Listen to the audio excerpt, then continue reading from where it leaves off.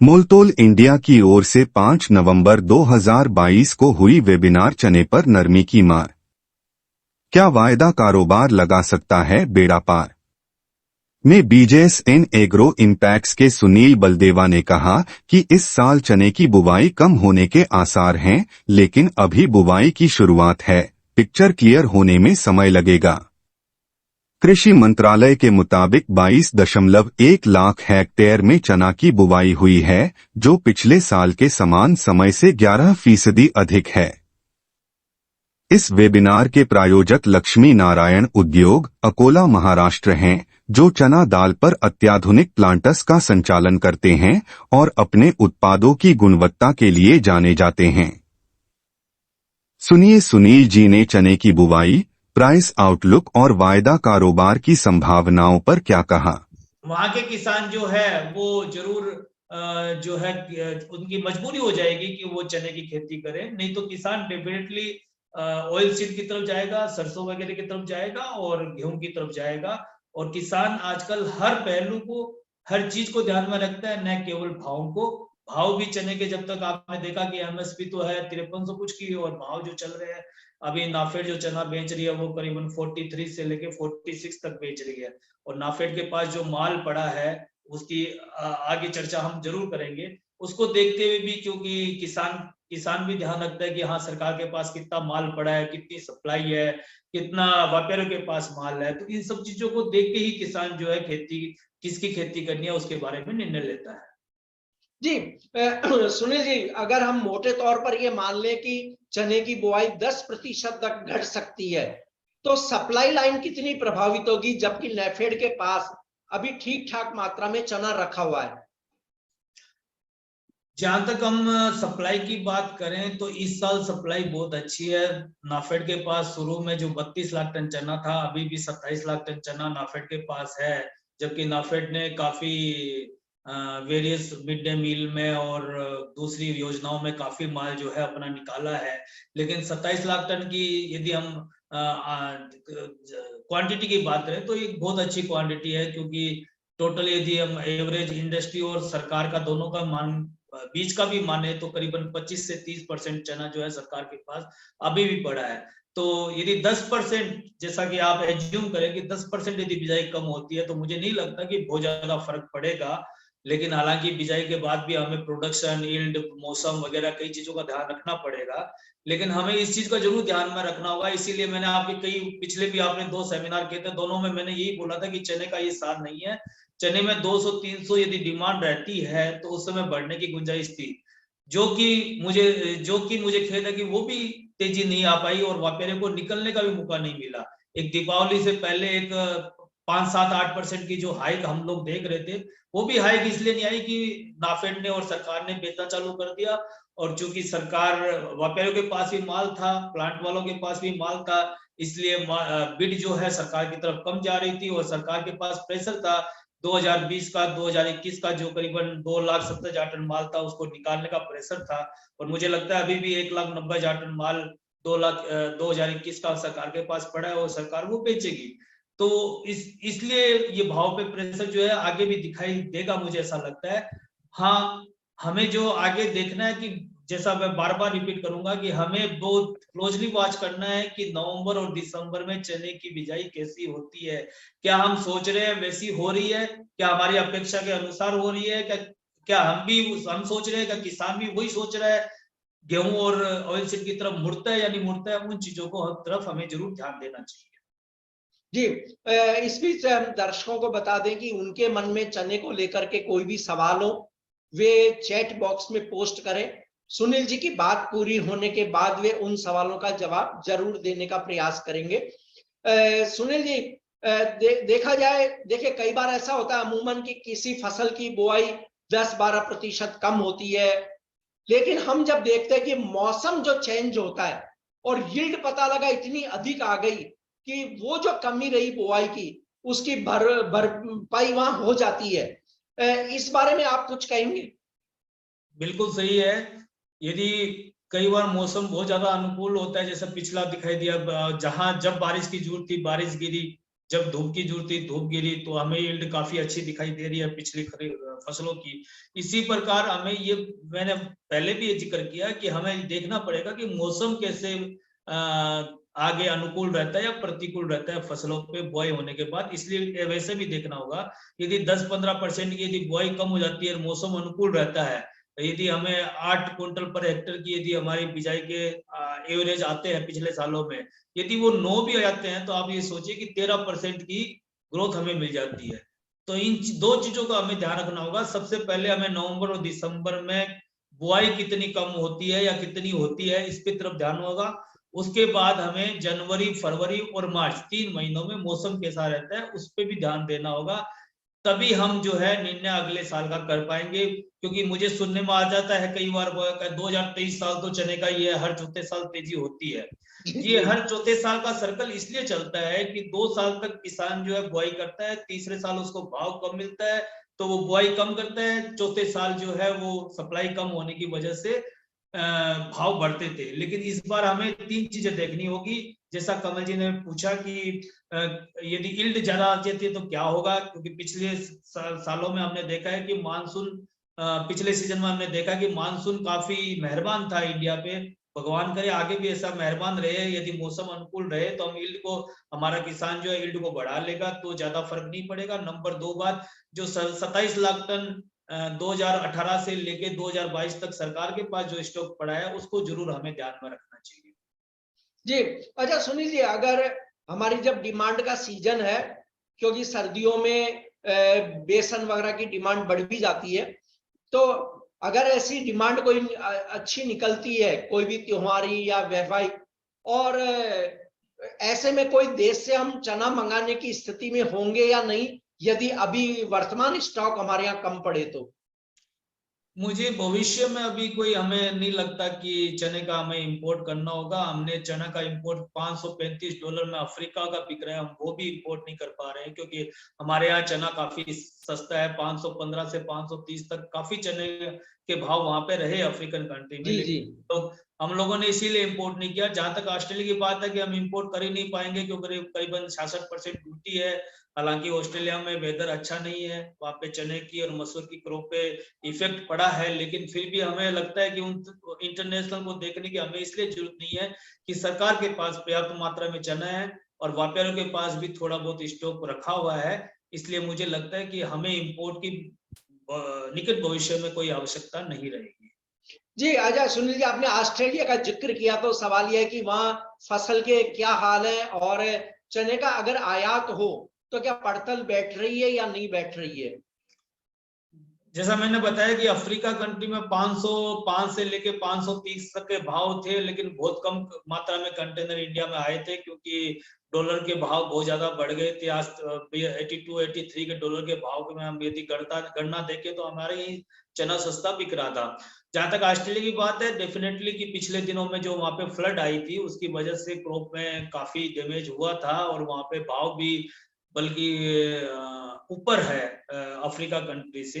तो वहां से तो माल इंडिया आने का कोई, यदि ड्यूटी हट भी जाए तो भी अभी निकट भविष्य में मुझे नहीं लगता कि वहां से माल आएगा। हालांकि ड्यूटी घटेगी नहीं क्योंकि वैसे ही भाव नीचे है और सरकार किसानों का कोई अहित नहीं करना चाहेगी। तो मुझे नहीं लगता कि किसी भी तरीके से कोई चने का इंपोर्ट करने का कोई आवश्यकता है। जी सबसे ज्यादा चर्चा का सवाल जो है वो है चना वायदा कारोबार। उस पर मैं आपके पास जिक्र करूं उससे पहले एक शॉर्ट टर्म में भारतीय बाजार में चने के प्राइस आउटलुक क्या रहेंगे, इस पर जरूर आप टिप्पणी करें।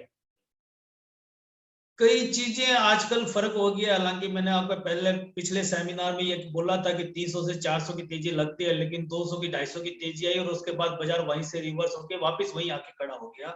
जो दिल्ली में 49 चना बिक रहा था, मेरा आउटलुक ये था कि 52-53 साइज जाए, लेकिन वो 5000 जा जाके वापस जो है 48 या 48-50 तक आ जाता था। मुझे लगता है यही भाव अभी चलते रहेंगे। और जो आगे जो डिसीजन, क्योंकि आपने ये देखा होगा कि यूपी जो बड़ा खपत का स्टेट है माफ कीजिएगा, स्टेट जो है वहां पे जो है चना दाल ऑलरेडी बंट रही है क्योंकि वहां की सरकार जो है चना बांट रही है और वो नाफेड में रखा हुआ चना ही वहां जा रहा है। वैसे ही कई जगह नॉर्थ ईस्ट में अपन बात करें या फिर साउथ में बात करें तो तुअर का जो है वो गरीबों को दाल जा रही है। तो एक बड़ा जो तबका है, क्योंकि ये सरकार ने, हमने देखा है कि जब से कोविड के टाइम ये एक योजना चली थी और उस योजना को कई स्टेटों ने उसको बढ़ाती गई, तो डेफिनेटली हमारे जो व्यापारियों की सेल थी वो कम हुई और इसीलिए हमें ये भी लगा कि शायद सेल नहीं है। सेल है, लेकिन वो सेल के तरीके चेंज हो गए, वो गवर्नमेंट टू गवर्नमेंट सेल हो गई और वो जो है उसकी खपत होने लगी। इसकी वजह से ओपन मार्केट में उसकी डिमांड नहीं आ पाई। इसलिए मुझे ये लगता है कि हमें आउटलुक, जहां तक बुआई नहीं हो जाए तो अगले मौसम नहीं देखे, मुझे आउटलुक ये 48 से 5,000 तक ही रखना चाहिए, ध्यान में रखना चाहिए। ज्यादा मंदी आ भी जाती है, यदि नाफेड और भाव गिराती भी है 2021 के चने का, तो वो चना बिक भी जाएगा। हालांकि छठ पूजा के बाद दालों की डिमांड कम हो जाती है और ये संक्रांत 14 जनवरी के बाद वापस डिमांड दालों की आती है, उससे पहले दालों की डिमांड बिल्कुल चुप हो जाती है। जी, आपने कहा कि डिमांड आने की बात कही आपने मकर संक्रांति के समय तक की, तो सर क्या उस समय तक चना अपने पुराने एमएसपी या जो नया वाला एमएसपी है 5335 उसको टच कर सकता है? मुझे ये अभी तो असंभव सा लगता है। यदि बिजाई कोई 30% कम हो जाए, 15 दिसंबर के बाद आंकड़े आए कि बिजाई का किसानों का रुख जो है वो बहुत कम है और 30% तक बिजाई कम हो गई है, तो जरूर वो भाव आपके आ सकते हैं। नहीं तो मुझे नहीं लगता कि वो भाव आएंगे। 10 या 12% की यदि बुआई कम होती है तो मुझे नहीं लगता कि एमएसपी को हम अचीव नई फसल से पहले कर पाएंगे। जी, अब सुनील जी, किसान संगठन खासकर एफपीओ और व्यापारी भी ये मांग कर रहे हैं कि भाई चने में वायदा कारोबार फिर से शुरू होना चाहिए। पिछले कुछ दिनों से चर्चा भी जोर पकड़ चुकी है कि सरकार एक पखवाड़े में लगभग एग्री वायदा पर कुछ अहम फैसले करे। क्या चने में वायदा कारोबार शुरू करने की अनुमति अब दे देनी चाहिए, जबकि एमएसपी से प्राइस बहुत लंबे समय से नीचे है इसके?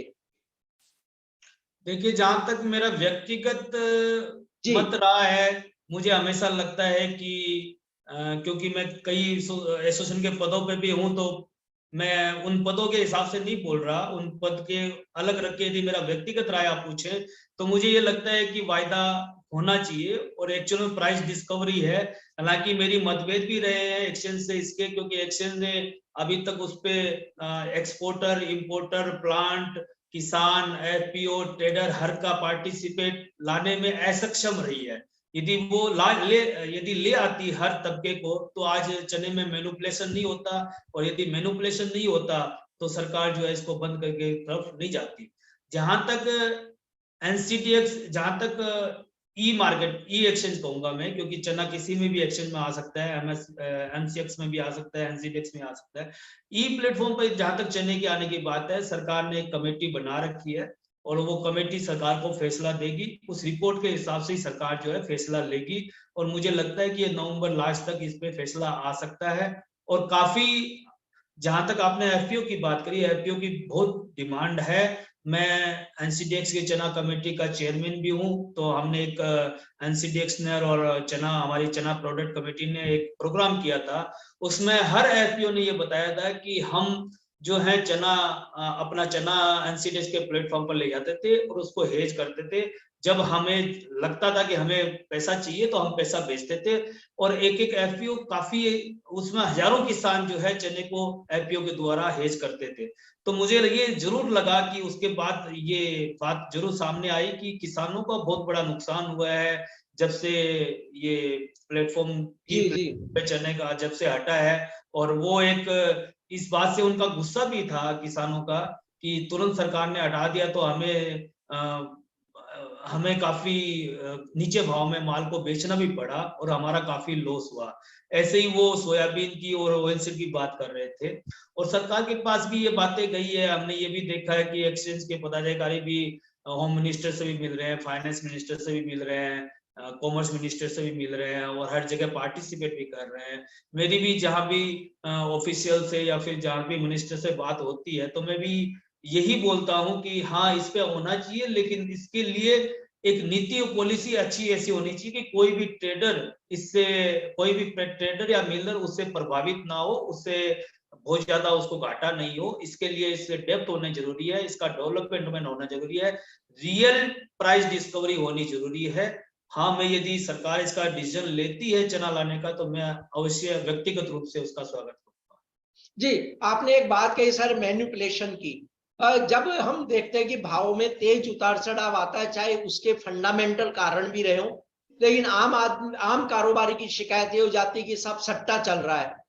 तो ऐसे इस तरह के चीजों को रोकने के लिए क्या कदम उठने चाहिए? क्योंकि अन्य कमोडिटी में भी कई बार ये शिकायत आती है लोगों की कि साहब मैनिपुलेशन होता है बाजार में। देखिए कमल जी, मुझे ये लगता है कि इस चीजों को रोक तो नहीं पाएंगे। जो पैसा खोएगा वो हमेशा आक्षेप लगाएगा, वो दूसरों की गलती निकालते हैं। ये हमारा मानव स्वभाव है कि हम अपनी गलती नहीं मानते हैं। हम या तो किसी सटोरियों को अंगुली करके हम उसकी तरफ अंगुली कर देते हैं, या जी एक्सचेंज जी। की तरफ अंगुली कर देते हैं, या एक्सचेंज के पदाधिकारी की तरफ अंगुली कर देते हैं। लेकिन हमें अपने अंदर कभी झांके नहीं देखती कि हमारी क्या गलती हुई थी जिसके कारण हमें लॉस हुआ। तो इन चीजों को तो हम नहीं छोड़ पाएंगे। लेकिन जैसा मैंने बोला कि हमारी ये जरूर डिमांड रहेगी कि इसमें इतनी ज्यादा डेप्थ होनी चाहिए, इतना ज्यादा वॉल्यूम होना चाहिए कि कोई भी एक या दो आदमी या कोई भी समूह मिलके इसको मैनिपुलेट नहीं कर पाए, चाहे वो तेजी की तरफ हो चाहे वो मंदी की तरफ हो। क्योंकि बहुत ज्यादा मैनिपुलेट होने से ट्रेडर और मिलर को नुकसान होता है। हाँ, यदि ये प्लेटफॉर्म रहेगा तो इंपोर्ट भी सुगमता से चलेगा, एक्सपोर्ट होता है तो एक्सपोर्ट भी सुगमता से चलेगा। जैसा मैंने बताया, एफपीओ को भी फायदा होगा, एफपीओ भी अपना माल लगा के उसको एक्सचेंज के प्लेटफॉर्म पे बेच सकेगा। तो ये कई सारे फायदे भी हैं, लेकिन ये फायदे तभी होंगे जब इसमें वॉल्यूम होगा, इसमें डेप्थ होगी। सर, एफपीओ तो ये कहते हैं कि हमारा अस्तित्व ही खतरे में है। बिल्कुल, क्योंकि जैसा मैंने आपको बताया कि हालांकि कुछ पीढ़ी के किसान जो है वो काफी एजुकेटेड हो गए हैं, काफी ध्यान रखने लग गए हैं, लेकिन फिर भी कुछ किसानों को जरूरत है कि एक ऐसा एफपीओ का, क्योंकि संचालक वही होता है जिसको हर चीज की जानकारी हो कि कहाँ माल बेचना है, जिसकी सेल्स की भी नॉलेज हो, जिसको ई प्लेटफॉर्म की नॉलेज हो, तो वो किसानों के साथ डायरेक्ट संपर्क में रहता है और किसानों को समझा के उसको ट्रेड करवा सकता है। तो इसलिए एफपीओ का जो अस्तित्व था इसीलिए खतरे में इसलिए दिखाई दे रहा है कि ई प्लेटफॉर्म नहीं होने से उनका एक जो बड़ा सेल का प्लेटफॉर्म था वो नहीं मिलने के चलते उन पे इफेक्ट आ रहा है। जी, दर्शक अपने सवाल जरूर पोस्ट करें। सुनील जी, अब ये था कि अगर मान लीजिए चना वायदा फिर से शुरू हो जाता है और लोगों की ये मन में एक धारणा है, केवल मन में है उनके, कि ये चना एमएसपी को छू लेगा वायदा शुरू होने से, तो क्या ये जादुई छड़ी साबित हो सकता है कि वायदा कारोबार शुरू हो और एमएसपी को टच कर जाए भाव? देखिए, यदि ई प्लेटफॉर्म पे कोई वायदा चालू होता है तो वो पहले रिफ्लेक्ट कर देता है भाव को, इसके अलावा कुछ नहीं होता। यदि आपकी बुआई कम होगी तो इसमें एक उछाला आ जाएगा, यदि ई एक्सचेंज होगा तो फटाफट उछाला आ जाएगा। यदि मौसम में कुछ प्रतिकूलता दिखाई देगी तो भी एक इसमें उछाला चालू हो जाएगा, ऊपर की तरफ हो जाएगा। लेकिन अब ये सोचें कि इसके चालू होते ही एक जादू की छड़ी की तरफ भाव बढ़ने लगेंगे, ऐसा नहीं होगा। क्योंकि जो भी मार्केट चलता है वो डिमांड एंड सप्लाई पे चलता है। आज के दिन सरकारी स्टॉक की यदि सेल को हम देखें तो डिमांड के सामने सप्लाई ज्यादा दिखाई दे रही है, इसलिए वायदा खुल भी जाता है तो भी चने के भाव प्रेशर में ही रहेंगे तब तक जब तक बुआई के आंकड़े सामने नहीं आ जाए। दिसंबर तक हमें वेट करना होगा और उसके बाद हमें आगे का मौसम का भी वेट करना होगा। जी सुनील जी, अब एक सवाल ये है फंडामेंटली कि नेफेड और व्यापारियों के पास लगभग एक अंदाजन कितना चने का स्टॉक होगा वर्तमान में, जबकि आज 5 नवंबर है? सरकार नाफेड और एफसीआई के सामने स्टॉक पड़ा है। करीबन नाफेड के पास 27 लाख टन है और बाकी सरकारी एजेंसी के पास 2.5 लाख टन है। तो टोटल यदि सरकार के पास स्टॉक माने तो हम 29 लाख या 29.5 लाख टन हो सकता है। जहां तक व्यापारियों को बात करें तो एक सीधी सीधी बात है कि पहले कोई सेमिनार होता था या पहले मेरे पास व्हाट्सएप या फोन पे काफी मैसेज आते थे कि चने में क्या लगते हैं। पहले 10 में से 8 व्यापारी ये पूछते थे कि चने में क्या लगता है, अब 10 में से 3 व्यापारी ये क्यों पूछते हैं कि चने में क्या लगता है, क्या इसमें तेजी आएगी क्या। जी, पिछली बार आपने सेमिनार किया था तो 100 करीबन प्रोग्राम किया था तो 130 बंदे थे, आज केवल 43 व्यापारी हाँ, केवल अभी जुड़े हुए 43 हैं। लगभग इसी से 50 पता हुए चलता है थे, कि 43 लेकिन के 7 पास ही कम हो केवल गए। माल है।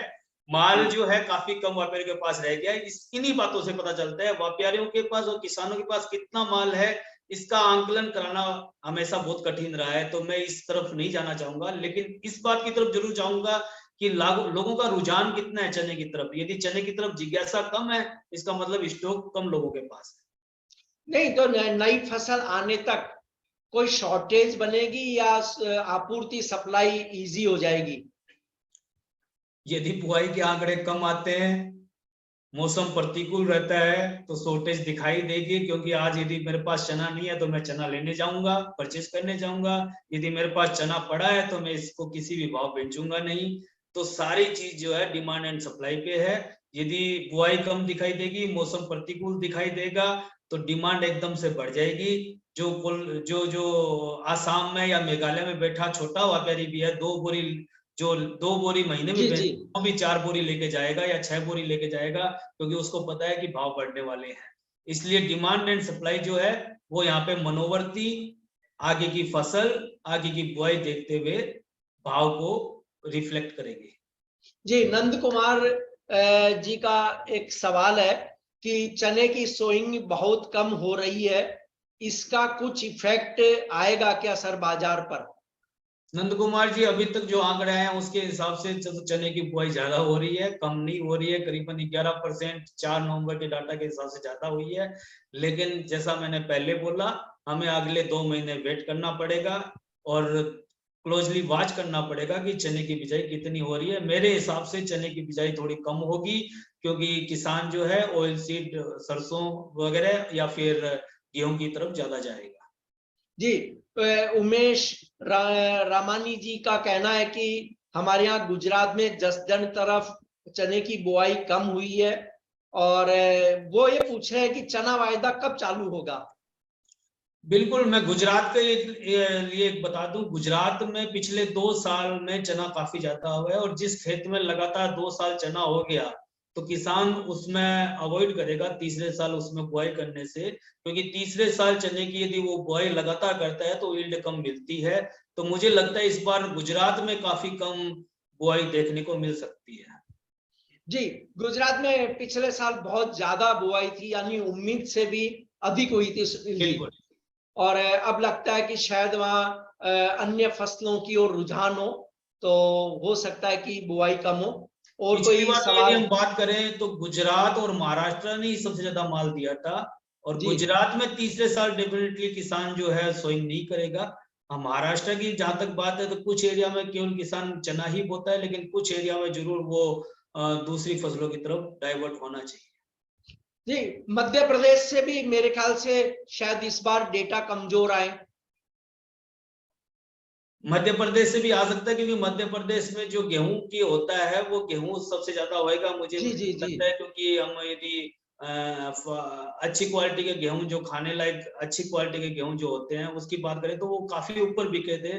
तो किसान जो है उसकी तरफ जरूर जाएंगे। और एमपी में शिवराज सिंह चौहान हमेशा हमने ये भी देखा है कि गेहूं की खरीदी बहुत ज्यादा करवाते हैं और बोनस भी देते हैं। तो मुझे ये लगता है कि इस बार चने को छोड़ के शायद गेहूं की तरफ जाए।